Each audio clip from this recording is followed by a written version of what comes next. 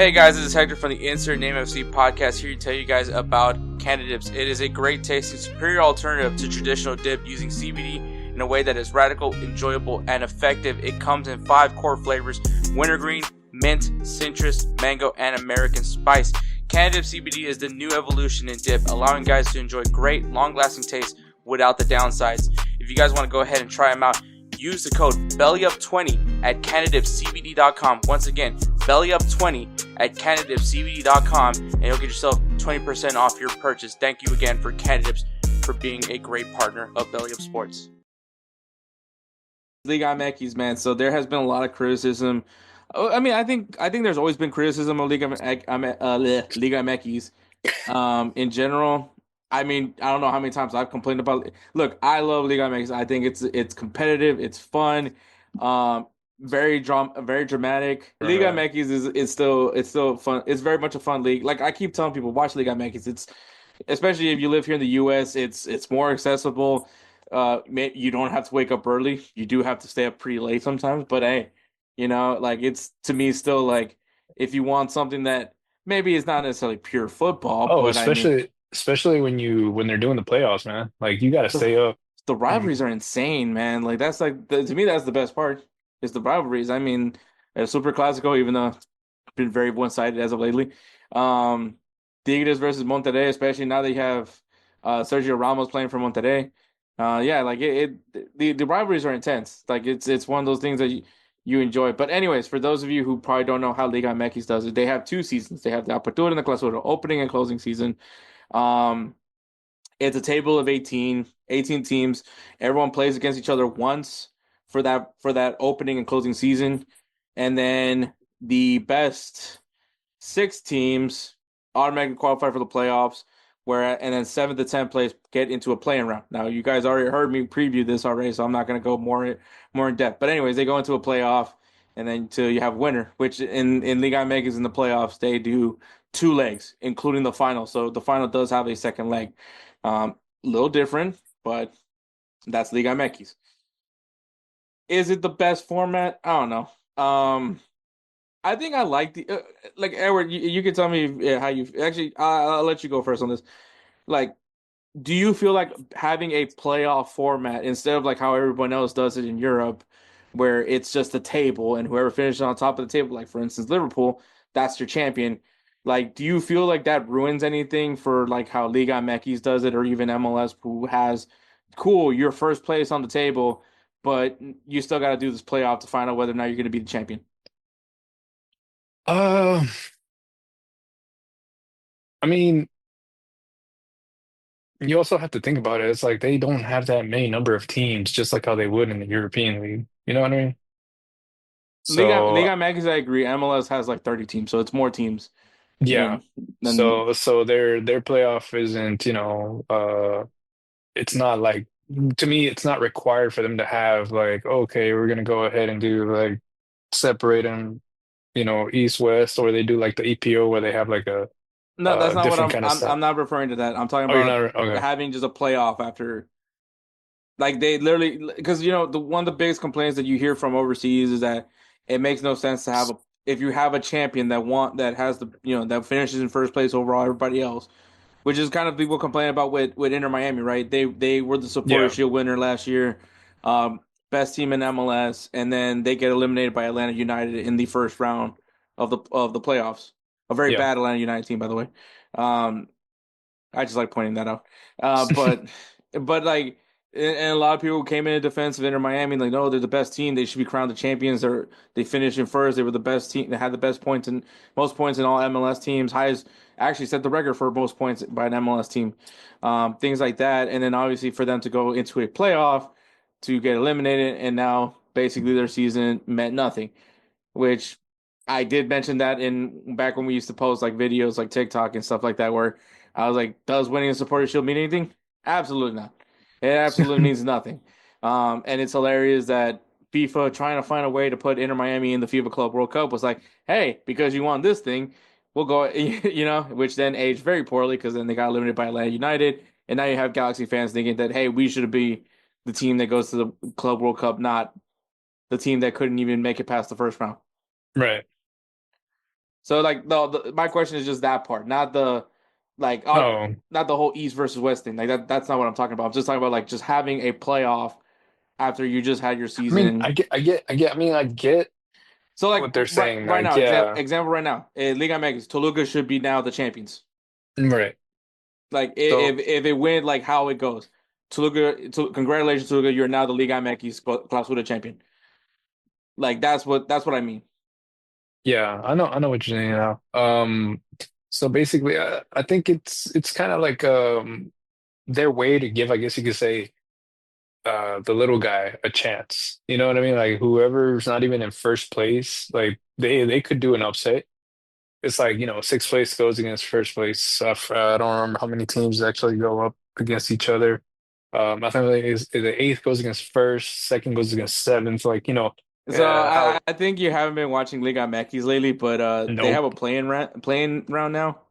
Oh, okay. So as a matter of fact, right now we're they're probably gonna start playing soon. The first round of the playing games are gonna start, which is seven and eighth place play against each other to see who gets the second place team, which is Club America, and Mm, that's Pachuca and Monterrey. So Pachuca and Monterrey okay. are playing to get the seventh seed. On the other side, you got Juarez versus Pumas. That winner plays against next week. Will play the loser of the Pachuca Monterrey game to see who gets the final playoff spot. Right. So that's how they do it now. Okay. I don't know Now, if you knew this or, no, I didn't. I didn't. I didn't. but now that you heard that, what do you think? Because I think it's utterly stupid. Yeah. Now that you explained it, because at first I was trying to defend like the way they were doing it before. Now it's just like, Well, yeah, okay, so if we're talking about like the way they did it, like the last format that they had, which they had like what, like 12 teams. Actually, I think it was 12 like teams. more teams qualified. I think it was like I think, there's like four automatically qualified, right? Yes, you had like wait, four teams automatically qualified. So yeah, you still had 12 teams. Well, yeah, more teams qualified for some sort of playoff, the reclassification, you're right. right? So like, yeah, no, and I mean.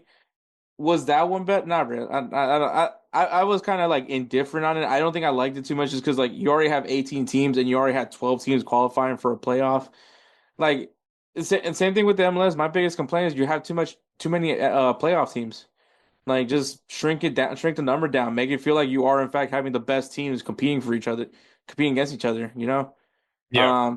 But the old format, from what I remembered, I think it was just eight teams. Like top eight, you're into the playoffs. From what I remembered, I can't really recall. It feels like so long ago. It was post COVID, Yeah. pre COVID. Pre-COVID. I was like, post-COVID. I was like, wait, Yeah, because wow. this whole thing started. This format started because of COVID.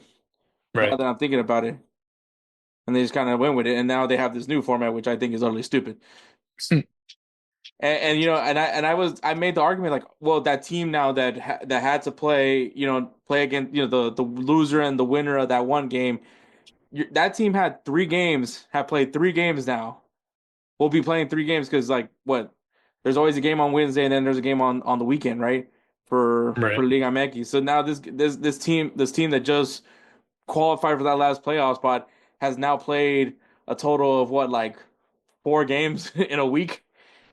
Oh, yeah, yeah. Like in a span of a week, they played already three games. Like that's like a huge disadvantage, but I guess, and I mean I made that argument and then of course Club America, the team that gets that stupid spot ends up winning the whole damn thing. So there goes my argument. But Right. to be fair, it is Club America. They're just too good. They're just too stacked, man. Yeah, I hate that they're so stacked, but of course they would be the team that would break that argument, but or bust that argument for me. But anyways, but yeah, so like the playoff format, a lot of people have issues with it.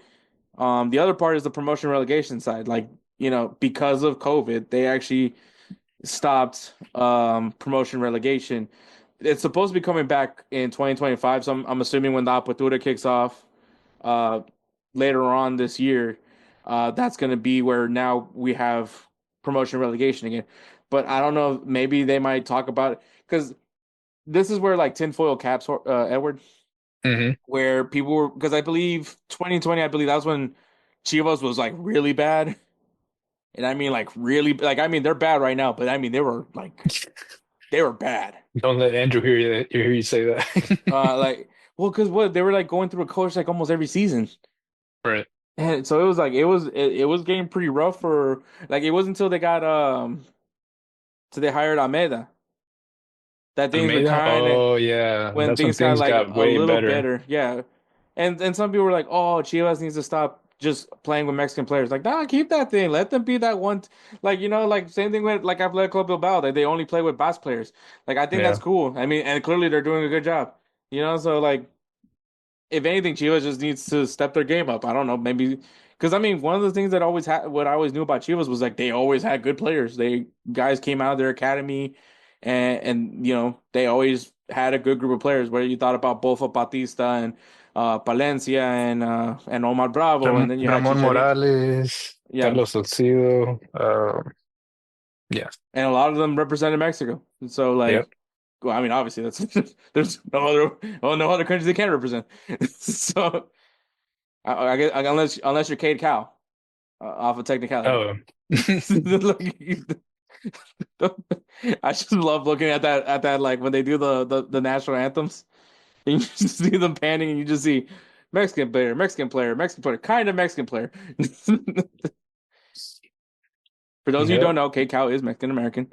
Um, I even have to remind myself sometimes when I look at him, but Just the name throws you off a bit. That's it. very Cali boy is what I'm saying. But yeah, like even the whole promotion relegation thing, I don't know. We'll see what happens. But Edward, tell me if I'm wrong here. But like, and I think the only reason why I know this is because of Club de Cuervos. Yeah. Um, there's some shady stuff that happens with promotion and relegation, right? Yeah, Like sometimes. because so if you guys don't know, also the one of the other glaring issues with Liga MX is that you have multi ownership groups that own multiple teams. And you know, some of you may think that doesn't sound that weird, but like for instance, like I think when Chivas was on the verge of getting relegated, there was a team that was under the Chivas umbrella that was getting set to get promoted. And so essentially they were like, "Oh, we're just gonna rebrand them as Chivas." Or Oh yeah, something along yeah. those lines. I don't remember it perfectly. Like I said, Club de Cuervos was was literally like kind of like a good like a little history lesson on how some of the shady things like Liga MX isn't perfect. I'm just gonna point that out. Is it a fun league? Yes, but is it very uh Wishy-washy when it comes to that team ownership corrupted? stuff. That I think that's the word I'm thinking of. Corrupted. Yes, definitely, Hmm. wholeheartedly. It's not the worst thing in the world though, you know. But Yeah. yeah, it gets pretty rough. But anyway, so Antonio Mohamed, who is currently the coach of Toluca, who is in first place, he went off on the whole thing. I'm not gonna say the whole quote, but essentially he was talking about how, you know, they need to start shrinking the number of playoff teams. Like he feels like 8 to 6 is like a good number. He also was like, you know, we haven't played a game, right? Because like everybody that the top six teams, they have to wait to find out who's going to be the last two playoff teams, right?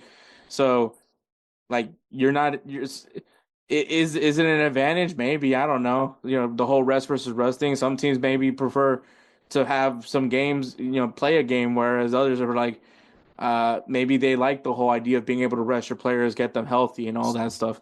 And I mean, technically, you could play like a friendly. Technically, I'm not saying you should, but you could. I know the Dynamo have done that a few times, but it's usually just against like some random college. There's nothing like too crazy. Um, but yeah, like you know, you talk about the whole like if you were to shrink the teams down, do you feel like you get like a better product because you're at least guaranteed like the good teams that season is gonna be competing against each other, whereas you have that one off team that was like that team was bad. Even though I ended up rooting for that team anyways. I'll be honest with you. I root for the underdog, but Yeah, but yeah, I get what you mean and everything, and I'm in 100% agreement with you. I just I don't like the way that they're doing things now. I guess now that you explained it to me, like, And I then the one thing that pisses me off the most is I'm hearing an echo here. Is there it is. I think that's coming from everywhere. That's fine. Um, is to it is the tie on aggregate rule. Because once again, they're 2 leg games. Like once you're in the playoffs, it's 2 legs all the way to the final. Obviously, the final you have to go to extra time and you have to go to penalties. But in let's say the semifinal, so let's say it's Toluca versus I don't know Club Leon, and they're tied on aggregate. Let's just say Toluca won the first game like 2-1, right? And then the second leg, Club Leon scores one to make it 2-2. But because Toluca is the higher seed, they advance. So there's no extra time. There's no penalties. Because Toluca is the higher seed, they automatically advance. Like, I get it that you're trying to preserve at least that you're gonna have a good semifinal or a good final. But come on, man. That's like for Club Leon, I mean, that's like a momentum changer, right? Like you're like, oh shoot, we're about to go into extra time and we're gonna take down the first place team, right? And you ruin it because now they don't they have to like try. I mean, yes, they should be trying to score a second goal. To be honest, but at the same time, like it's like to me the drama comes in when you have that extra time, right? yeah. So it would have been fun. It would have been cool. Everyone would, I would have been like Joe Rogan every time he like announces the MMA match.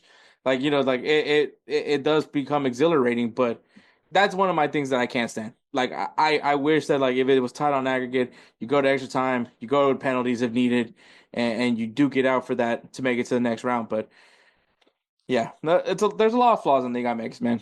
Lots and lots of flaws. But and then I think another issue is just multi ownership, man. Like that does need to be. I mean, let Liga MX alone.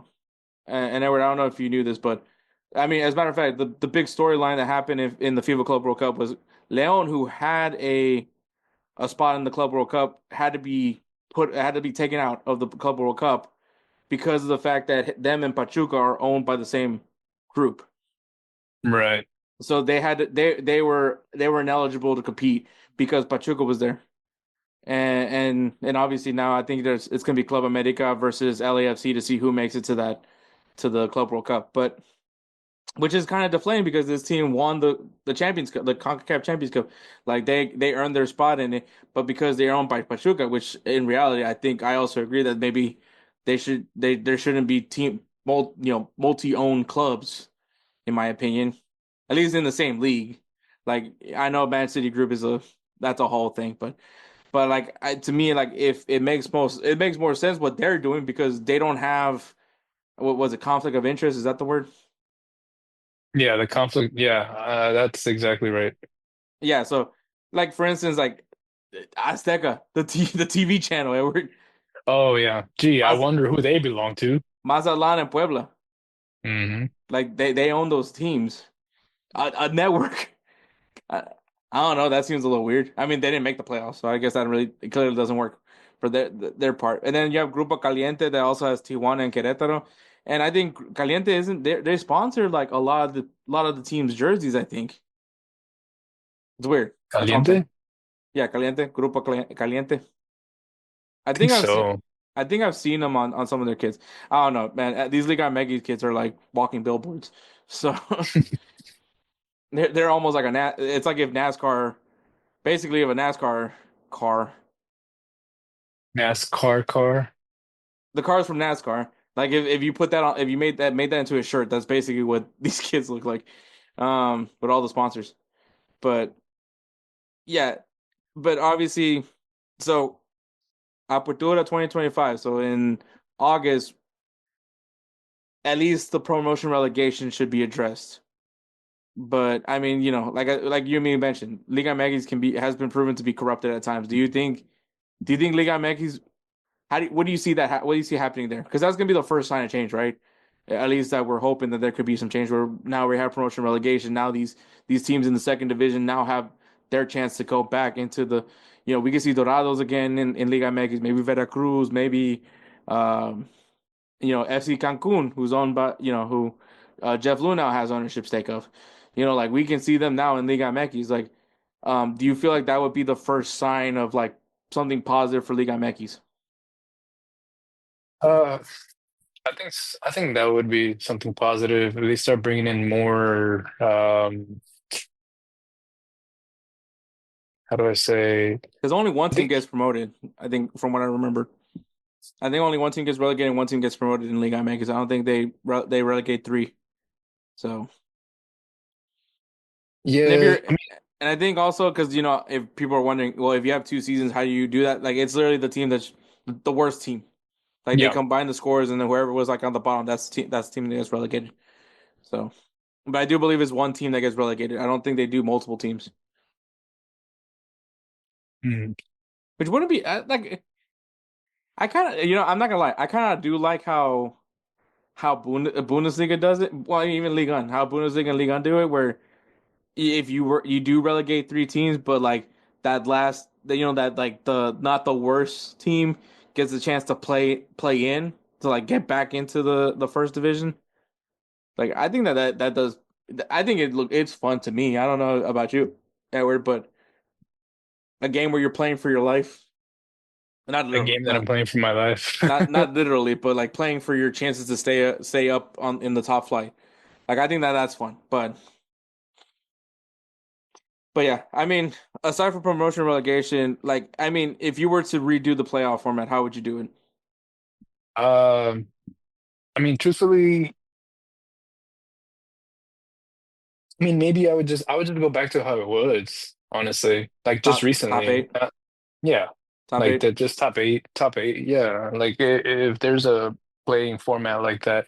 Because I mean, like I said, it's like there's not too many teams unless if they want to go ahead and start bringing in the newer teams, the second division teams up into the first division and actually make the league a little bit more bigger, then maybe everything will kind of change and start.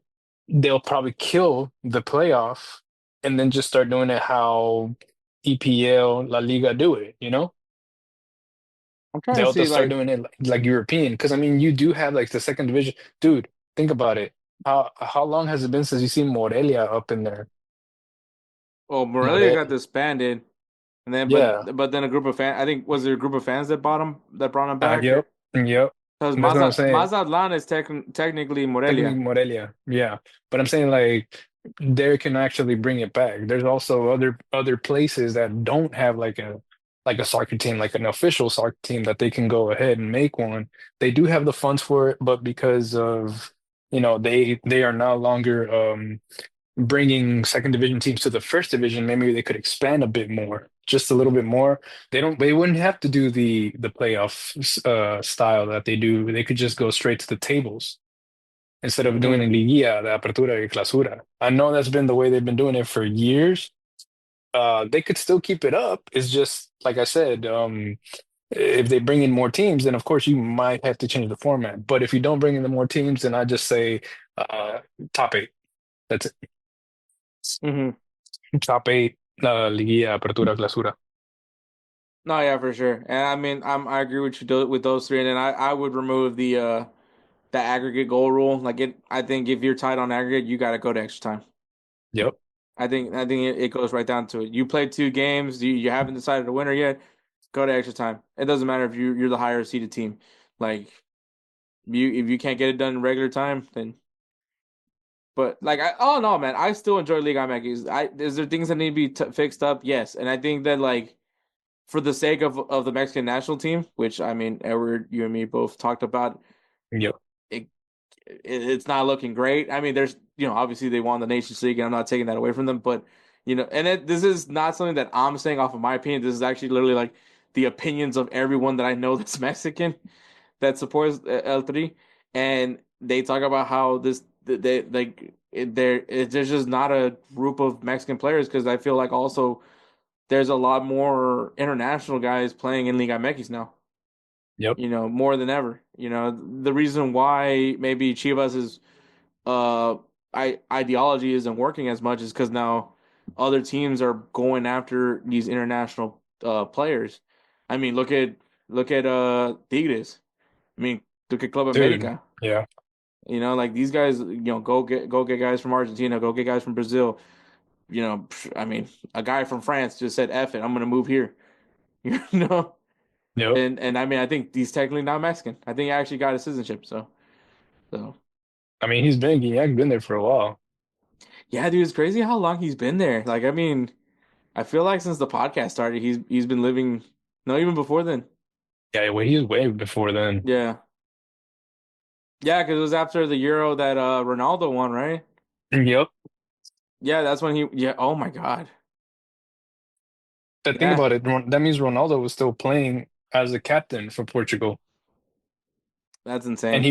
I think he was still playing for Yeah, no, because it was Juventus. it, it was like when that news dropped that he went to Tigres, because he was, I think, like a lot of people were like, oh, he's still like in the prime ages of a striker, for him to go play in Mexico, and I mean, Yeah, in clearly it was. 2015, bro. Yeah, 2015.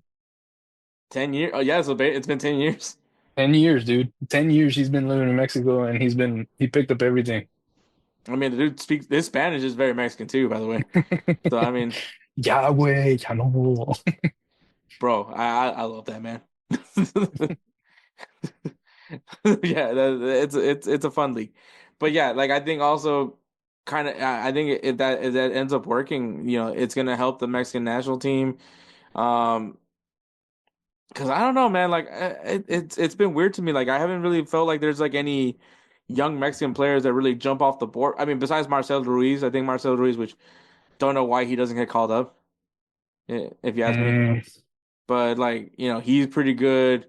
I'm curious as to what happened with what's his name, Flores. oh yeah. Like what happened to him?